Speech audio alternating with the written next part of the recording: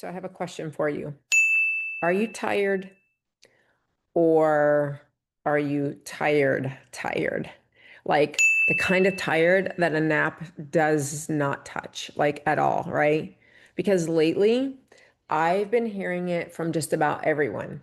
Things like, I don't know what's wrong with me. I'm just exhausted, completely like depleted.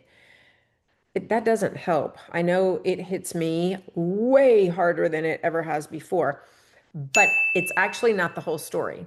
So, today we're going to talk about what really is going on, what's behind that midlife exhaustion, the kind that makes you feel foggy, edgy, and like you're constantly chasing energy and chasing an energy that you never can catch. It never shows up for you.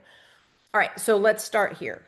Daylight savings. I already said it. It absolutely hits harder after 40, and that is not in your head. That is reality.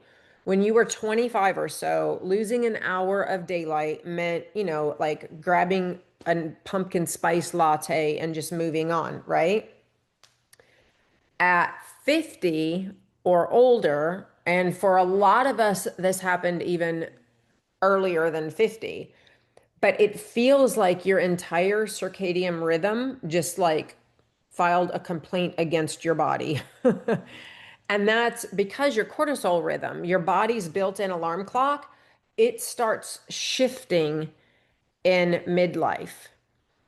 Estrogen and progesterone help regulate cortisol. It helps regulate melatonin and even your body temperature. All right. I'm not going to go into too much of like a science lesson here, but I want to explain a little bit.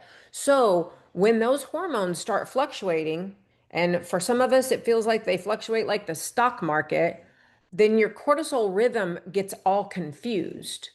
You wake up tired. Maybe you get this like weird burst of energy around 9 p.m. Then you lay there staring at the ceiling, thinking about everything from your 401k at 2 a.m. to, I don't know, whether you thawed chicken out for tomorrow's dinner.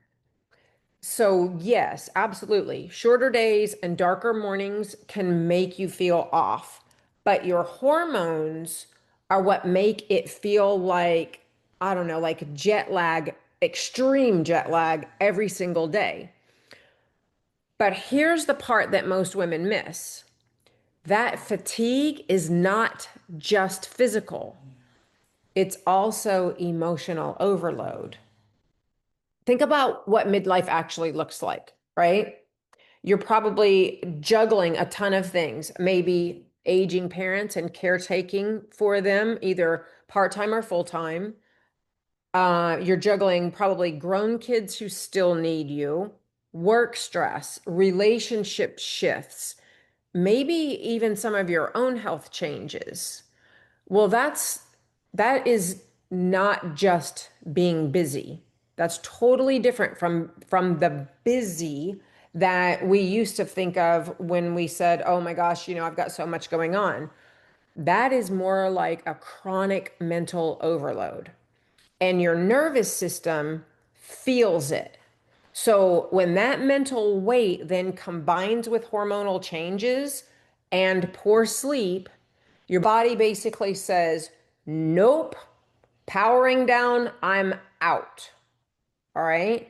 So what feels like laziness or lack of motivation that you might feel even guilty around, it's actually your body protecting you from burnout. You're not abnormal. You're running on a system that's been in go mode, hustle mode, do it all mode for decades. And it is begging you for recalibration. It's begging you. So let's talk about some solutions. And I'm not talking about energy drinks or like 3 cups of coffee. Although, if you want 3 cups of coffee, go for it. I think I actually had three this morning.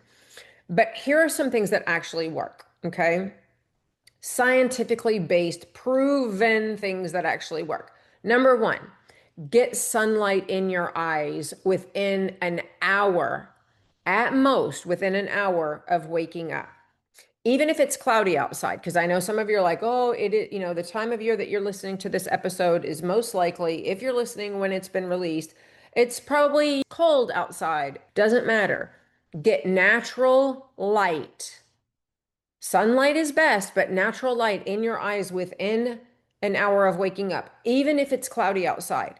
What that does is help reset your circadian rhythm and it boosts cortisol at the right time. And that is key. It boosts your cortisol at the right time. So it helps to reset a natural part of your system, but you want that to be boosted in the morning, not at midnight. That's key. That's why you hear the advice of, you know, get out in the sunlight in the morning time. Key for you to understand that. So that's number one. Number two, eat breakfast with protein. I know we hear it all the time, increase your protein, have breakfast, blah, blah, blah. But this is very important. Eat breakfast with protein. Your hormones thrive on blood sugar stability, okay? Skipping breakfast or grabbing a muffin or only going on coffee sets you up for that 3 p.m. crash. So you want to aim for 25 to 30 grams ish of protein to anchor your energy early in the morning. All right. Number three, stop trying to push through. You know what I'm talking about. If you're hitting an afternoon wall, that is not weakness. It's feedback.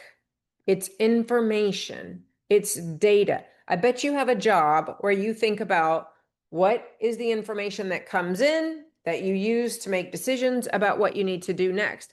Well, your body is giving you the same exact kind of data. It's giving you information when it hits that wall in the afternoon. Use it as feedback.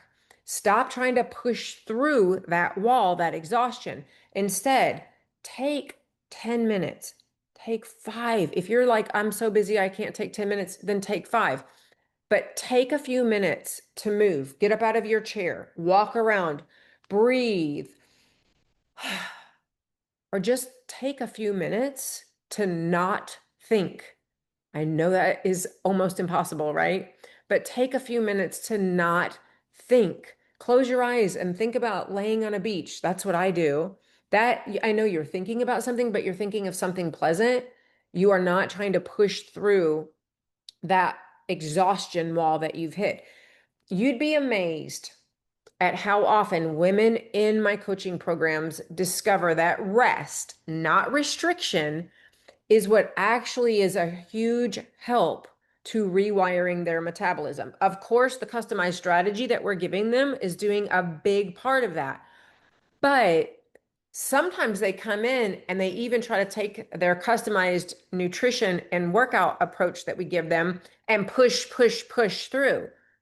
And when they finally start listening to me about how rest is key, not this whole restriction, push hard, go hard mode, that's when they find out that it works together with the strategy and really facilitates what we are aiming for, and that's rewiring their metabolism.